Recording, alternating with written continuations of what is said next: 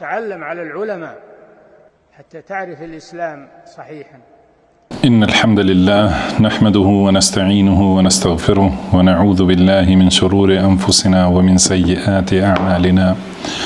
من يهده الله فلا مضل له ومن يضلل فلا هادي له. وأشهد أن لا إله إلا الله وحده لا شريك له. وأشهد أن محمدا عبده ورسوله صلى الله عليه وعلى آله وأصحابه وسلم تسليما كثيرا. أما بعد. Gjithë lavdia takon vetëm Allahut, ata e lavdrojmë dhe i shprehim lavdi, prej tij kërkojmë ndihmë dhe prej tij kërkojmë falje. Kërkojmë mbrojtje tek Allahu nga e keqja e vetes sonë dhe nga të këqijat e veprave tona. Kë udhëzon Allahu s'ka kush e devion dhe kë e devion Allahu s'ka kush e udhëzon. Dëshmoj se nuk ka të adhuruar të drejtë përveç Allahut një, i cili nuk ka ortak dhe nuk ka rival, dhe dëshmoj se Muhamedi është rob dhe i dërguar i tij. Selavatet dhe selamet e shumta të Allahut qofshin për të, për familjen e tij dhe të gjithë shokët e tij, si dhe të gjithë ata që e ndjekin udhën e tyre deri në ditën e gjykimit. Mëtej, o Zoti ynë, ti je i lartësuar dhe i pastër nga çdo emet, ne nuk dim asgjë pas asaj që na ke mësuar ti, në të vërtetë ti je i gjithdituri, i urti. O Allah, na bëj të dobishme atë që na ke mësuar, na mëso atë që na bën dobi, na shto diturinë, na përmirëso gjendjen tonë tërësi dhe mos na lër të mbështetur vetët tona asnjë çast. Vazhdojmë me mësimet e tefsirit të librit të Allahut subhanahu wa ta'ala. Dhe jemi, siç e dini, në surën At-Talaq. Kemi arritur te ajeti 8 ku Allahu i lartësuar dhe i madhërisëm thot: "Wa ka'ayyin min qaryatin 'atat 'an amri rabbiha wa rusulihi fahasabnaha hisaban shadida wa 'adhabnaha 'adhaban nukra." Do të thonë sa vendbanime ka pasur përpara që kanë qenë mendjemdhenj dhe i kanë refuzuar urdhrat e Zotit të tyre dhe urdhrat ose udhën e pejgamberëve të Allahut, dhe ata i kemi marrë në llogari të ashpër ose llogari të rëndë dhe i kemi dënuar me dënim të vështirë. Pra, në këtë ajet Allahu i lartësuar, pasi ka përmendur, pra jemi në surën Talaq edhe i përmendëm më herët në 7 ajetet e para rregullat e talakut, edhe pam se sa herë përcëlitet urdhri për takwa, edhe për takwa që do thotë që njeriu ti përmbahet urdhrave të Allahut, edhe të largohet prej asaj që ka ndaluar Allahu. Domethënë, siç e dini të gjithë, takwa, domethënë ose ruajtje, do të thotë që njeriu të bëjë mes vetes dhe dënimit të Allahut, ose mes vetes dhe zemrimit të Allahut, të bëjë mburoj ose mbrojtje. Dhe kjo mbrojtje është zbatimi i urdhrave të Allahut dhe largimi prej asaj që ka ndaluar Allahu subhanahu wa ta'ala. Edhe këtë e bën sipas diturisë që ka ardhur nga Allahu, duke pra urdhrat i zbaton me dritë nga Allahu, duke shpresuar shpërblimin e Allahut dhe largohet prej ndalesave me dritë nga Allahu, duke u friksuar prej dënimit të Allahut. Kjo përsërit shumë herë, domethënë وَمَنْ يَتَّقِ اللَّهَ يَجْعَلْ لَهُ مَخْرَجًا. Domethënë, kush i ruhet Allahut, Allahu do t'i japë rrugdalje. وَمَنْ يَتَّقِ اللَّهَ يَجْعَلْ لَهُ مِنْ أَمْرِهِ يُسْرًا. Domethënë, kush i ruhet Allahut, Allahu jep, do thotë ja bën të lehta çështjet e tij. U përmendën, do thotë disa herë këto ajete. Edhe gjithashtu وَمَنْ يَتَّقِ اللَّهَ يُكَفِّرْ عَنْهُ سَيِّئَاتِهِ وَيُعْظِمْ لَهُ أَجْرًا. Kush i ruhet Allahut, Allahu ja shlyen mëkatet e tij ose gjunahet, gabimet e tij dhe ja shton edhe më shumë shpërblimet, dhe urdhëru shumë herë, domethënë për këto rregulla që i ka zbritur Allahu subhanahu wa taala dhe për ligjet që i ka zbritur. Këtu flitet për temën e talakut, mirëpo në secilën çështje, pra njeriu është i obliguar që të ecë sipas ligjit të Allahut subhanahu wa taala dhe urdhrua pra shumë herë për takwa. Kurse në këtë ajet tani që vjen është paralajmërim, do thotë paralajmërim për besimtarët që mos bëhen si ata që i kanë kundërshtuar urdhrat e Allahut me kokfortësi, edhe me mendimadhësi, që kanë qenë kokfort, nuk kanë pranuar urdhrin e Allahut, qoftë edhe në çështjen më të vogël, edhe qoftë në çështjen ku gjithashtu e përmendëm disa herë kur vjen puna e talakut, domethënë shumica e njerëzve harrojnë mbikëqyrjen e Allahut, harrojnë takuan, domethënë edhe harrojnë drejtësinë ose pala e burrit ose pala e gruas, domethënë prandaj këtu urdhërohet shumë herë për takua, edhe që njeriu ta ketë parasysh se Allahu është mbikëqyrësi dhe se këto janë ligjet e Allahut subhanahu wa taala. Prandaj në vazhdim këto ajete Allahu tregon për përfundimin e atyre që i refuzojnë urdhrat e Allahut. Pra ka thënë wa ka'ayyin min qaryatin atat an amri rabbiha.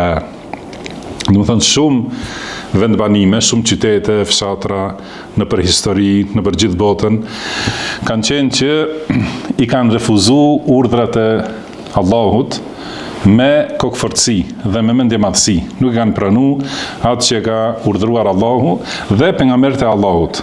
An amri rabbiha wa rusulihi. Domethënë i kanë refuzuar urdhrat e Zotit të tyre dhe pejgamberëve të tij. فحاسبناها حسابا شديدا. Domethënë dhe ata i morëm në llogari të rëndë. Do thotë këto vendbanime ose këto qytete që banorët e tyre i kanë refuzuar me mendjemadhësi urdhrat e Allahut, pra Allahu thot se llogaria e tyre ka qenë llogari e ashpër, e detajuar, që domethënë se nuk i ka fal asgjë prej gabimeve dhe rrëshqitjeve të tyre, por për secilën imësi, domethënë i ka marrë në llogari dhe për secilën imësi ka pasur shpërblim të përshtatshëm. Domethënë nëse kanë bërë keq, pra për secilën të keqe që e kanë bërë ka pas dënim. Nuk ka pas si është llogaria për besimtarët. Hisaban yasiran, domethënë llogari të lehtë i bëhet besimtarit që anashkalohen disa gabime, falen disa, shlyhen disa mëkate. Kurse për këta që refuzojnë me kokëfortësi dhe me mendjemadhësi urdhrat e Allahut ka llogari të ashpër. Domethënë për secilën imësi merret llogari.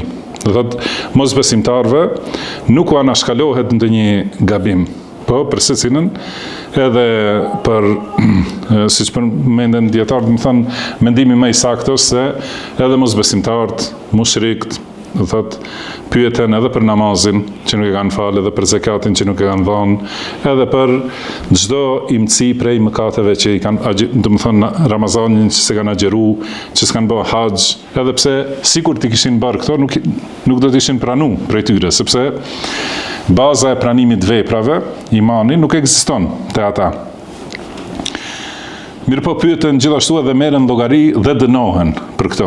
Edhe për çdo gjë tjetër, edhe për padrejtësi që i bëjnë, edhe për fëmijët që i vrasin, edhe për do thotë për shkeljet që ja bëjnë besimtarve. Domethënë për çdo gjë merren llogari pa u anashkaluar asnjë çështje.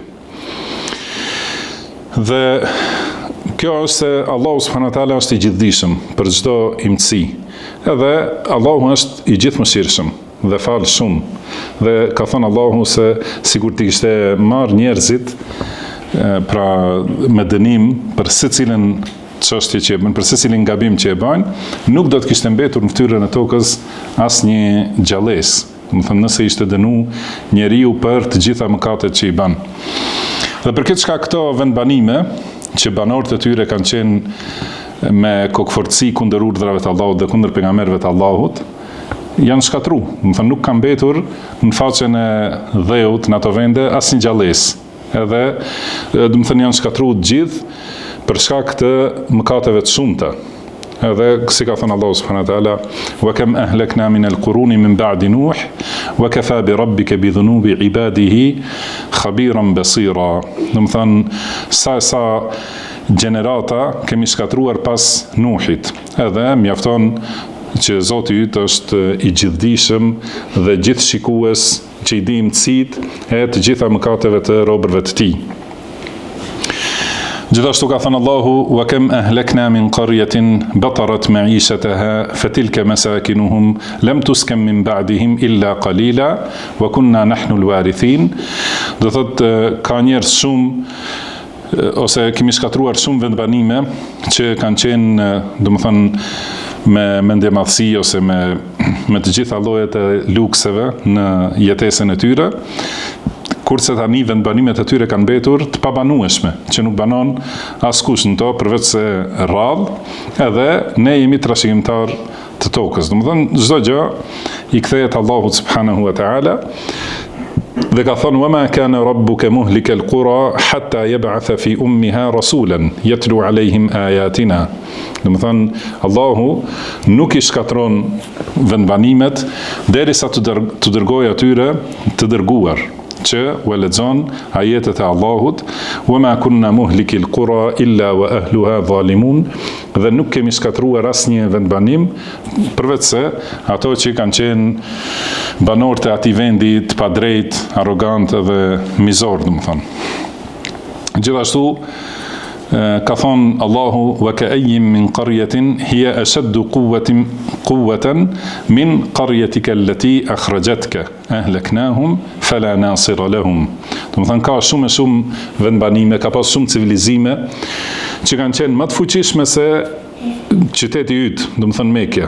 Ka pas shumë vendbanime të tjera që kanë qenë me fuqi shumë më të madhe se vendi yt, I thot pejgamberi sallallahu alajhi wasallam, që të kanë nxjerr, do thot më shumë se këto banorët e Mekës kanë qenë më të fuqishëm të tjerët. Ahlaknahum fala nasira lahum. Domethënë ata I kemi shkatruar dhe nuk kanë pasur asnjë ndihmës.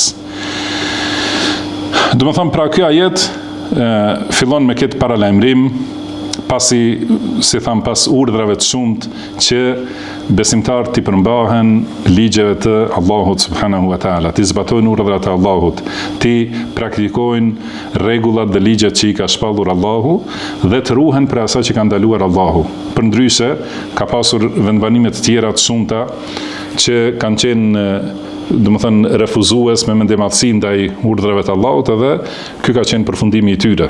Edhe prandaj, nëse I shohim se gjithashtu në Kur'an Allahu na nxit që t'i shikojmë vendet nëpër botë, si kanë jetu popujt e mëparshëm, çfarë fuqie kanë pasur edhe si janë shkatruar. Domethënë që është prej argumenteve të Allahut, si ka thënë Allahu, inna fi dhalika la ayat afala tasma'un. Domethënë ka argumente në këto, pse nuk dëgjoni? Pra ka argumente kur shihen civilizime aq të fuqishme që sot nuk mund ta sqarojnë se si kanë arritur në atë shkallë të zhvillimit dhe fuqisë, edhe janë shkatruar për shkak, edhe çdo herë te këto vende ku janë shkatruar, gjejmë vetëm shenja të shirkut. Domethënë vetëm popull që kanë qenë në shirk. Përndryshe, njerëzit e tauhidit nuk janë shkatruar dhe kanë vazhdu, domethënë, të jetojnë me mirësi derisa janë largu prej tauhidit, derisa janë largu prej bindjes ndaj Allahut subhanahu wa taala. Edhe kur I kanë bërë ato rritet të shirkut edhe rritet të mëkateve kështu me radhë, atëherë u ka ardhur shkatrimi. Pra thot në këtë ajet do thot fahasabnaha hisaban shadidan, domethënë e morëm në llogarit për pikë të ashpër, wa adhabnaha adhaban nukra, edhe I dënuam domethënë këto vendbanime me dënim të tmerrshëm. Pra fjala do thot kjo që ka dy mendime të dietarët, është për qëllim dënimi në dunja, edhe llogaria gjithashtu që u përmend, është për qëllim llogaria dhe dënimi në dunja, apo llogaria dhe dënimi në ahiret. Domethënë disa prej dietarëve kanë thënë se është për qëllim për në ahiret, edhe pse është e përmendur në kohën e kaluar, domethënë përfshin e ka kuptimin e ditës së gjykimit, që domethënë këta njerëz të këtyre vendeve do të dënohen me dënim të tmerrshëm dhe do të merren llogari të ashpër gjithashtu në ditën e gjykimit, ose është për qëllim në këtë dunja, si janë marrë në llogari që nuk është anashkalu asnjë gabim dhe u ka ardhur dënim I tmerrshëm. Domethënë adhaban nukra. Si është, domethënë, ka tregu Allahu subhanahu wa taala në surën Kahf për Dhul-Qarnainin, që ka thonë: "Qala amma man zalama fasawfa nu'adhibuhu 'adhaban فسوف نعذبه ثم يرد إلى ربه فيعذبه عذابا نكرا. Do të thonë, kush bën padrejtësi, do ta dënojmë, do ta ndëshkojmë në dunja, pastaj kthehet te Zoti i tij dhe do ta dënojmë me dënim të tmerrshëm. Pra fjala nukra, do të thonë kjo rënje fjalës që kemi nun, kaf dhe ra, nekara, dini ndoshta e keni parasysh edhe fjalën munker, do të thonë është e kundërta e ma'rife, e kundërta e njohjes. Çka do thot? Do të thonë e kemi përsëritur shumë herë shprehjen amr bi ma'ruf, edhe nahi anil munker. Ma'ruf, do të thonë është prej rënjes arafa, që do të thonë njohje. Do thot ma'ruf diçka e njohur, kurse munker diçka e pa njohur, ose e papranueshme, do të thonë për zemrën. Pra qëllimi është se ajo që është ma'ruf është e përshtatshme për zemrën e pastër, edhe për logjikën e shëndosh. Edhe është që është e pranuar në shariatin e Allahut. Kurse munker, ose këtu adhaben nukra, do të thonë dënim që është, do të thonë shqip ta përkthejmë me fjalën i tmerrshëm, do të thonë që s'mund ta imagjinoj dhe ta pranoj zemra e njerëzit ose natyra e njerëzit. Do të thonë dënimi ka qenë shumë i rëndë dhe shumë i vështirë. Dhe në ajetin vazhdim thot fadhaqat wabala amriha wa kana aqibatu amriha khusra. Edhe këta vende ose banorët e këtyre vendeve e shijuan përfundimin e çështjeve ose pasojat e veprave të tyre. I shijuan pasojat e veprave të tyre dhe përfundimi i çështjes së tyre ishte humbje. Domethënë, ata bën vepra edhe mendon se nuk do të kenë pasoja, kanë menduar se janë të fuqishëm, për shembull njerëz të batilit mendojnë se kanë fuqi, kanë pushtet, kanë pasuri, ose kanë fuqi trupore, ose kanë ushtri, edhe mendojnë se nuk ka kush ju del përpara atyre. Edhe kështu vazhdojnë në këtë devijim, derisa t'ju vi shija, do të thonë ta shijojnë vetë atë pasoja, ti shijojnë pasojat e veprave të tyre. Edhe atëherë, që janë gjithashtu të tmerrshme, do të thonë fjala wabal, do thotë pasoja më e keqe, ose rezultati, do të thonë i tmerrshëm prej veprave të tyre, dhe thotë wa kana aqibatu amriha, dhe përfundimi i çështjes së tyre ishte khusr, do të thonë humbje. Se edhe kjo fjalë khusr do thot kjo rënjë në gjuhën arabe ka disa forma, sikur këtu do të thon khusr ose si te surja Asr innal insana lafi khusr, do të thon njeriu është në humbje. Dhe në këtë formë, në formën khusr, do thot kuptimi i përgjithshëm i humbjes. Do të thonë është në humbje, varësisht se si kanë qenë veprat e tij. Do të thonë edhe në surën Asr innal insana lafi khusr, do të thonë njeriu është në humbje. Përveç atyre 4 llojeve ose atyre që përmbushin 4 kushte, do të thonë që besojnë, bëjnë vepra të mira, urdhrojnë për të mira, urdhrojnë njëri tjetrin për të vërtetën dhe urdhrojnë njëri tjetrin për durim. Do të thonë nëse i kanë këto të plota, atëherë nuk kanë asnjë pikë prej humbjes. Kurse sa mungon prej këtyre, aq më shumë është humbja. Prandaj, do të thonë kjo fjala khusr në këtë kontekst e ka për qëllim humbjen në kuptimin e përgjithshëm, që mund të jetë humbje e madhe ose humbje e vogël, varësisht prej asaj çka ka shkaktuar këtë humbje. Pastaj kemi gjithashtu kemi në Kur'an këtë fjalën humbje, do të thënë prej shkronjave të njëjta, në formë tjetër, që është khasar, që do të thonë shtim i humbjes për mi humbjen. Për shembull, sigur njeriu nëse shkon në treg, do të thonë ditën e dieshme ka humbur diçka, edhe shkon me atë humbje, duke shpresuar se do ta kompenzoj me një fitim, edhe pas kësaj i vjen edhe humbje më e madhe. Kësaj thuhet khasar, ose në gjuhën e njerëzve që flasin tani thonë khasara. Do të thonë që është humbje për mi humbje. Si thotë wala yazidu al-kafirin kufruhum illa khasara. Do të thonë mosbesimtarve, kufri i tyre ose mosbesimi i tyre vetëm u ashton humbjen. Do të thonë çdo ditë që mendojnë se janë duke vepruar, do të thonë diçka, vetëm ju shtohet humbja vazhdimisht. Derisa të vijë përfundimi, që është në tjetrën formë që quhet khusran. Khusran, do të thonë kjo formë që thuhet në morfologji fu'lan, do të thonë kjo nënkupton mbushje të plot.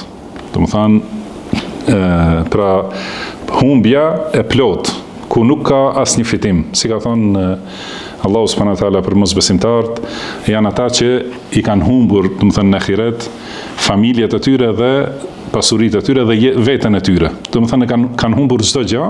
Thotë ala dhalika huwa al-khusran al-mubin. Do të thonë kjo është humbja e qartë. Do të thonë khusran, që do të thonë humbje e plot, nuk e ka mbetur asgjë. Do të thonë humbje totale. Pra kjo është fjala humbje, do të thonë që është përdorur në Kur'an me këto tri forma, khusr ose khasar ose khusran. Dhe do të thonë këtu ka thonë për këta banorët e këtyre vendeve që i kanë refuzuar urdhrat e Allahut, do të thonë i kanë shijuar pasojat e veprave të tyre dhe përfundimi i çështjeve të tyre ka qenë humbje. Do të thonë humbje me kuptimin e përgjithshëm, që padyshim se kur dalin ditën e gjykimit, do të thotë kanë humbur çdo gjë në këtë botë, e kanë humb atë fuqinë që e kanë pasur, edhe pozitën dhe pasurinë, numrin e madh të njerëzve. Edhe gjithashtu kur dalin në ahiret, atëherë do ta shohin khusran, do të thonë humbjen e vërtet, do të thonë pas të cilës nuk ka shpëtim. Si ka thonë po, në vazhdim, në ajetin tjetër, në ajetin e 10, thotë Allahu i lartësuar, "A'adda Allahu lahum 'adhaban shadidan." Do të thonë Allahu për ta ka përgatitur dënim të rënd, 'adhaban shadidan. Do të thonë kjo padyshim se është për ahiret. Do të thonë, prandaj ky ajet e përforcon mendimin e dietarëve që thonë se kjo që u fol më herët është për qëllim në dunja. Do të thonë dënimet, llogarit dhe humbjet në dunja, por në ahiret gjithashtu Allahu ka përgatitur për ta dënim të ashpër në ahiret. Prandaj vazhdim thot: "Fattaqullaha ya ulil albabi alladhina amanu. Qad anzala Allahu ilaykum dhikra." Do të thonë pra ruhuni Allahut, o ju të mençur që keni besuar. Edhe me këto fjalë Allahu drejtohet besimtarve. Ulul albab, do të thonë posedues të mendjes. Ju që keni mend, pra ruhuni, pra merrni mësim prej historive të popujve të mëparshëm, ruhuni Allahut duke i zbatuar urdhrat e tij dhe duke larguar prej ndalesave të tij. Ja ulil albabi alladhina amanu. Do të thonë o ju të zotët e mendjes që keni besuar. Do të thonë pra besimi lidhet me mençurinë. Edhe prandaj e shohim shumë ajete Allahu subhanahu wa taala u drejtohet njerëzve që kanë mend. Edhe thotë se këto ajete i kuptojnë ata që kanë mend, ose ata që kanë logjik, ose mësoni, merrni mësim, ose logjikoni, ose meditoni. Do të thonë në të gjitha ajetet e Allahut subhanahu wa taala kërkohet përdorimi i logjikës dhe i mendjes dhe i diturisë. Edhe Allahu subhanahu wa taala na ka urdhëruar për kërkim diturisë, për analizë të thellë të çështjeve, që nënkupton se udhëzimi patjetër, do të thënë ka toka ku mbillet udhëzimi është mendja dhe mençuria.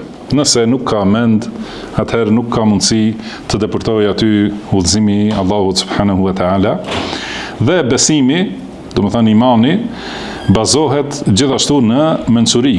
Nuk mundet, më thënë ata që nuk kanë mend, Allahu subhanahu wa taala I ka thujt mosbesimtarët se nuk kuptojnë, nuk mendojnë ose nuk kanë mend, nuk logjikojnë. Do të thënë padyshim se logjika e shëndosh dhe logjikimi I thellë e çon njeriu deri te besimi në Allahun subhanahu wa taala, besimi në ahiret, gjithashtu besimi në dënim dhe shpërblim patjetër. Do të thënë prandaj këtu Allahu I ka thirr besimtarët me njerëz të mendjes. Ja ulil albab alladhina amanu. Do të thënë ju posëdues të mendjes, të cilët keni besuar. Qad anzala Allahu ilaykum dhikra. Do të thënë Allahu ju ka zbritur për kujtim. Pra këtu pasi I ka përmendur Allahu mosbesimtarët, ju thot besimtarve ruhuni Allahut. Kam thonë disa prej dietarëve pse do të thënë besimtarët janë rujt pasi kanë hyrë në Islam ose kanë hyrë në iman. Pse u drejtohet ky urdhër me takwa? Takwaja është në forma të ndryshme ose në shkallë të ndryshme. Do të thënë takwa që njeriu t'i ruhet dënimit Allahut duke besuar. Kjo është shkalla e parë dhe më e rëndësishme. Dhe pastaj, pasi ka besuar, do të thënë është rujt prej dënimit të shirkut. Pra ka takwa në lidhje me shirkun. Është I mbrojtur prej dënimit të shirkut nëse është në iman. Mirë pastaj I kërkohet atij që të ruhet gjithashtu prej dënimeve të mëkateve dhe gjunaheve ose gabimeve. Prandaj urdhri për takwa është I vazhdueshëm. Secili njeri ka nevojë për ta edhe nëse ka qenë edhe në Islam dhe është ruajtur prej dënimit të shirkut, edhe është ruajtur prej dënimit të mëkateve të mëdha për shembull, përsëri ka nevojë që të ruhet. Pra I ruhet njeriu Allahut ose dënimit Allahut, dhe duke u largu prej mëkateve ose prej asaj që ka ndaluar Allahu. Dhe gjithashtu ruhet edhe më shumë duke I zbatuar ato që I do Allahu, qofshin ato obligime edhe vepra të rëndësishme ose punë të preferuara. Do të thënë me më shumë vepra të mira, më shumë ruhet prej dënimit dhe më shumë fiton shpërblimet e Allahu subhanahu wa taala. Qad anzala Allahu ilaykum dhikra. Do të thënë tashmë Allahu ju ka dërguar se ju ka zbritur për kujtimin, që është libri I Allahut ose shpallja në përgjithësi. Do të thënë shpallja E Allahut është për kujtimi. Dhe në ajetin tjetër komenton këtë përkujtim, ka thonë rasulen yatlu alejkum ayatillahi mubayyinatin. Do të thonë ju ka dërguar Allahu për kujtim, një të dërguar që ju lexon ajetet e Allahut të qarta dhe sqaruese. Do të thonë ju lexon ajetet sqaruese të Allahut subhanahu wa taala. Pra e ka quajtur pejgamberin sallallahu alaihi wasallam për kujtim, sepse është pjesë e përkujtimit. Do të thënë përkujtimi dhikr, do të thënë është për qëllim libri I Allahut, ose jo vetëm libri, por në përgjithësi shpallja E Allahut. Edhe libri I Allahut, Kurani dhe suneti I pejgamberit sallallahu alaihi wasallam, të dyja janë pjesë të shpalljes. Dhe gjithashtu pasi pejgamberi sallallahu alaihi wasallam, kumtuesi që është në dunja, lidhet me atë që e ka shpall Allahu, dhe gjithashtu ai që ja sjell shpalljen, që është Xhibrili alayhis salam. Do të thënë këtu ka tre komponenta të shpalljes. Do të thënë shpallja E Allahut ose fjala E Allahut, edhe bardhësi I fjalës deri te pejgamberi sallallahu alaihi wasallam, dhe gjithashtu pejgamberi sallallahu alaihi wasallam që e transmeton këtë te njerëzit. Prandaj në disa ajete shohim argumentime dhe përforcime për vërtetësinë e shpalljes. Dhe vërtetësia e shpalljes nënkupton se ai bardhësi I shpalljes dhe pejgamberit të cilit ju shpall janë të vërtetë. Në disa ajete kemi vërtetim dhe argumentim për vërtetësinë e Xhibrilit alayhis salam. Do të thonë se e thot të vërtetën. Dhe kjo nuk kupton se ajo që e sjell nga Allahu është e vërtetë dhe pejgamberit të cilit ja ka sjell është gjithashtu I vërtetë. Edhe në disa ajete kemi argumentim se pejgamberi sallallahu alaihi wasallam është I vërtetë, që do të thotë se edhe shpallja, edhe ai që ja ka sjell shpalljen janë të vërtetë ose besnik. Do të thonë kjo ndoshta është një sqarim, domethënë sqarimi i qartës në realitet, sepse kur thuhet se Muhamedi sallallahu alaihi wasallam është i sakt, i drejt dhe i sinqert në atë që transmeton, do të thonë se edhe ajo që i ka ardhur nga Allahu përmes Xhibrilit alayhis salam, do të thonë të gjitha janë të sakta, edhe të tjerët. Pra si kemi disa ajete, innehu laqawlu rasulin karim dhi quwwa inda dhil arshi makin, do të thonë pra shpallja është fjalë që i sjell, do të thonë i dërguar i besnik, që është i fuqishëm afër Zotit Arshit, do të thonë është Xhibrili alayhis salam, do të tregohet se Xhibrili alayhis salatu wassalam ka fuqi, ka sinqeritet dhe besnikëri, edhe Allahu e ka quajtur Ar-Ruhul Amin, nazala bihi Ar-Ruhul Amin, do të thonë e ka zbritur Kur'anin shpirti besnik, që është Xhibrili alayhis salam, do të thonë tregohet se pasi ai është besnik edhe tregon sakt atë që e ka marrë nga Allahu subhanahu wa ta'ala, do thotë se edhe Kurani që e ka marrë, edhe suneti që e ka marrë nga Allahu janë të vërtetë. Dhe pejgamberi sallallahu alaihi wasallam, të cilit ja ka sjell, është i vërtetë dhe është besnik. Edhe ka një ajet tjetër, innehu laqawlu rasulin karim, wama huwa biqawli sha'ir. Do të thonë këto fjalë janë fjalë të profetit fisnik, i cili dhe nuk janë fjalë të një poeti, do të thonë nuk i ka shpik nga vetja pejgamberi sallallahu alaihi wasallam, wala bi qawli kahin, edhe nuk janë fjalë të fallxorit, po është me të vërtetë i dërguar nga Allahu subhanahu wa ta'ala. Tanzilun min rabbil alamin, do të thonë është kjo shpallje e zbritur nga Zoti i botëve. Dhe ka thënë Allahu subhanahu wa ta'ala ونزلنا عليك الكتاب تبيانا لكل شيء وهدى ورحمة وبشرى للمسلمين. Do të thonë, ta kemi zbritur Kur'anin që është sqarim për çdo gjë, është udhëzim, mëshirë dhe përgëzim për muslimanët. Do thotë ajetet janë sqarim për secilën çështje. Edhe këtu në këtë ajet që po flasim ka thënë yatlu aleikum ayatillahi mubayyinatin. Do të thonë ju a lexon ajetet sqaruese të Allahut që sqarojnë secilën çështje. Dhe qëllimi ka thënë li yukhrijal ladhina amanu wa amilus salihati min adh-dhulumati ila an-nur. Do të thonë që ti nxjerr ata që kanë besuar dhe kanë bërë vepra të mira nga errësirat, do të thonë ti nxjerr nga errësirat në dritë. Do thotë ti nxjerr besimtarët me shpalljen, me përkujtimin, librin e Allahut dhe sunetin e pejgamberit sallallahu alaihi wasallam. Ata ti nxjerr besimtarët që kanë besu dhe që bëjnë vepra të mira. Ata që kanë besimin e sakt si ka shpall Allahu subhanahu wa ta'ala dhe që i bëjnë veprat e mira që janë me sinqeritet të përkushtuara vetëm për Allahun dhe për asgjë tjetër, dhe janë sipas asaj që e ka bërë të ligjshme Allahu subhanahu wa ta'ala. Do të thonë vepra e mirë është ajo që është e pastër në përkushtim vetëm për Allahun dhe që është në përputhje me rrugën e pejgamberit sallallahu alaihi wasallam. Do të thonë ata njerëz që kanë besimin e sakt që e do Allahu dhe që ka shpall Allahu dhe që i bëjnë veprat e mira, ata përmes përkujtimit nxiren, do të thonë, nga errësirat në dritë. Gjithashtu edhe këtu kanë dhënë disa dietar një pyetje, do të thonë pse thuhet të nxiren besimtarët nga errësirat në dritë. Do të thonë ndoshta njeriu t'i shkon mendja që të thuhet të nxiren mos besimtarët nga errësirat në dritë, se ata janë në errësira të shumta dhe të nxiren në dritën e udhëzimit, kurse këtu thotë të nxiren besimtarët, ata që besojnë dhe bëjnë vepra të mira. Dhe përgjigjja është gjithashtu në disa aspekte. Një është se do të thënë gjuhën arabe kur thuhet folja në kohën e kaluar ose në kohën e tashme, ndonjëherë zëvendëson kuptimin e njëra tjetrës. Sikur në shumë ajete kur flitet për ahiretin, flitet në kohën e kalume. Dhe qëllimi është se me këtë janë nxjerr, do të thënë me këtë udhëzim janë nxjerr ata që, do të thënë ata që tani besojnë dhe bëjnë vepra të mira, janë nxjerr nga errësira e shirkut dhe kufrit në errësirën e imanit. Kjo është një.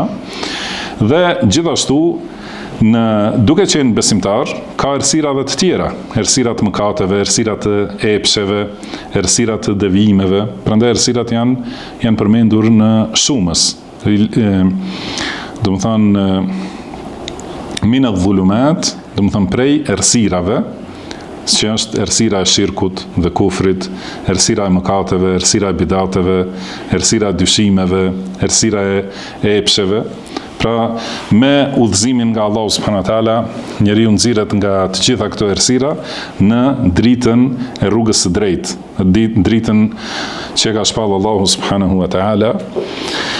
Si ka thonë në ajet tjetër, Allahu në surën Ibrahim, kitabun anzalnahu ilayka litukhrija an-nasa min adh-dhulumati ila an-nuri bi idhni rabbihim ila siratil azizil hamid.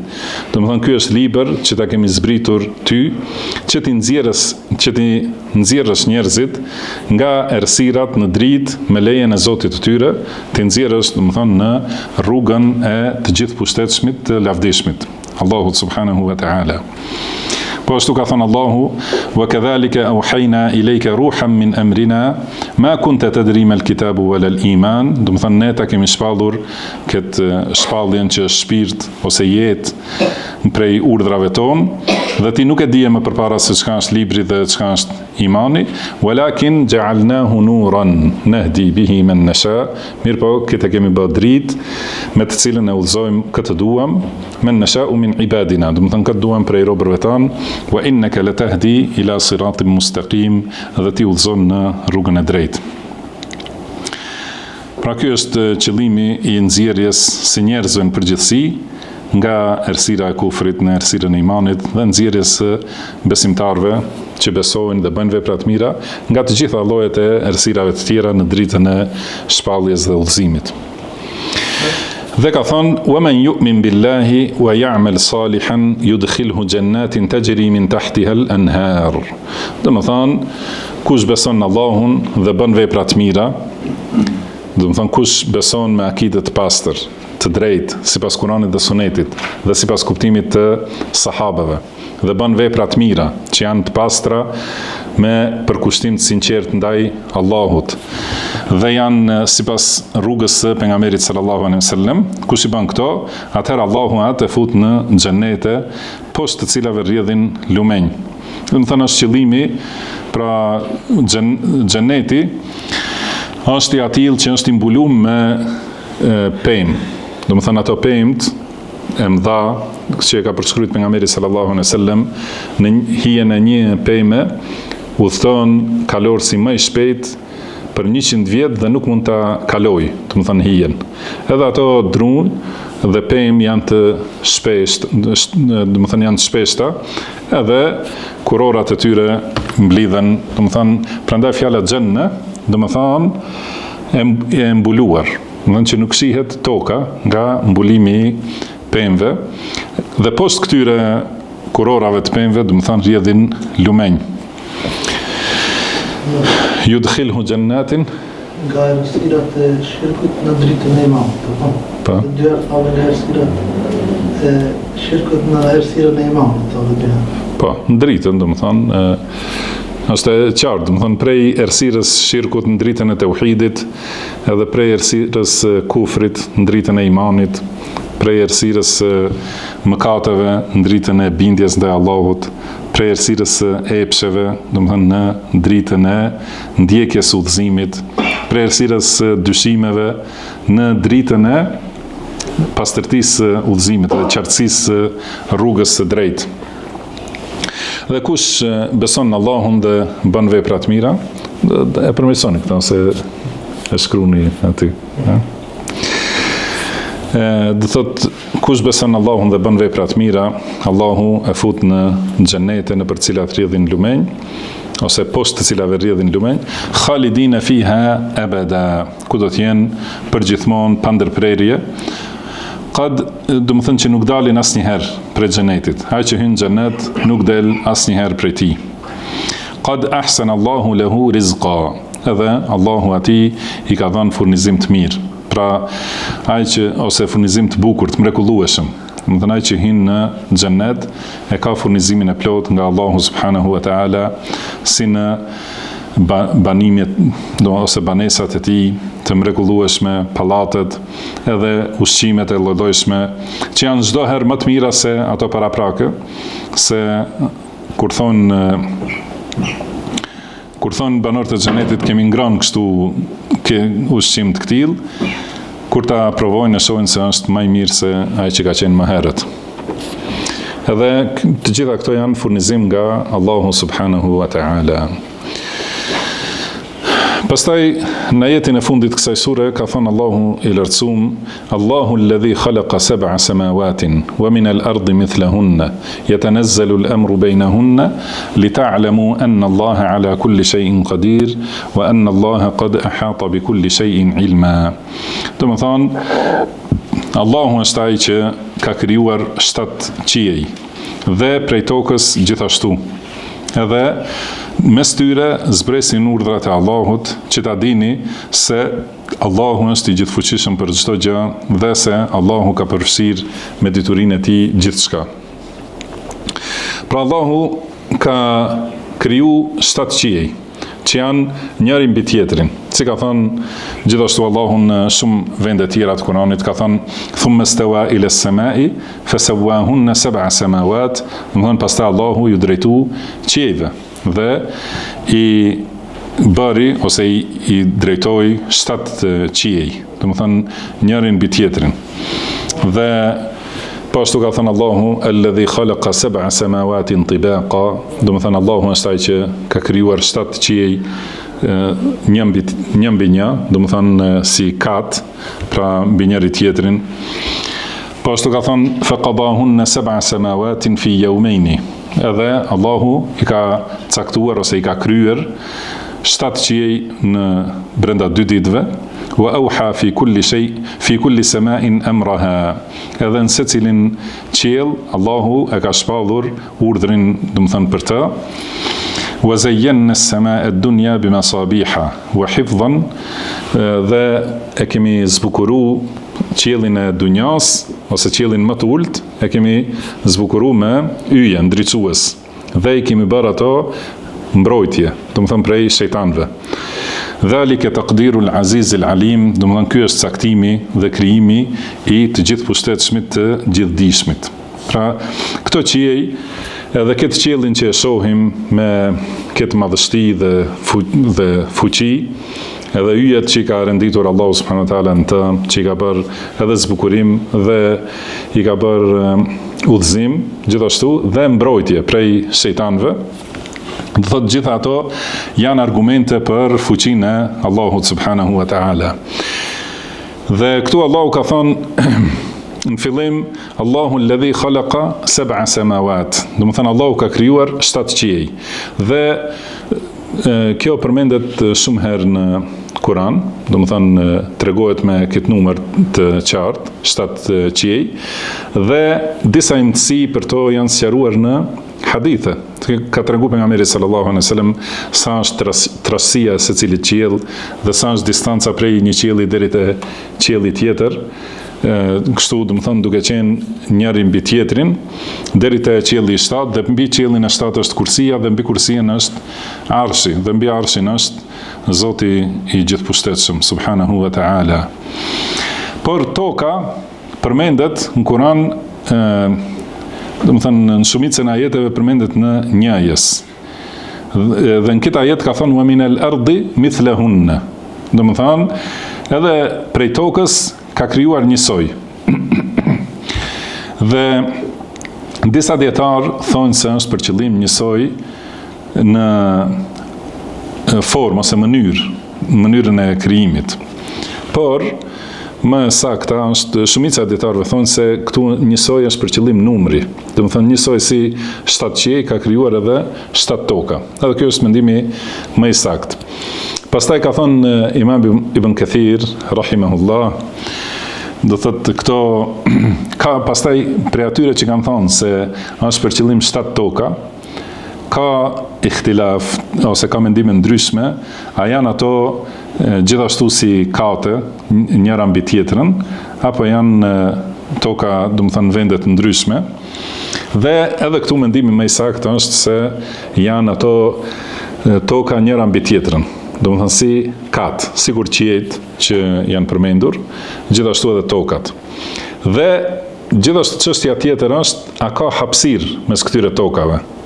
Dhe e sakta është se gjithashtu ka hapësirë dhe ka krijesa edhe në këto toka, siç janë edhe qiejt që kanë hapësirë mes tyre dhe në secilin qiell ka krijesa ku ka caktuar Allahu subhanahu wa taala. Gjithashtu edhe në këto toka që shkojnë te poshtë, domethënë ka hapësirë dhe ka krijesa në secilin tokë.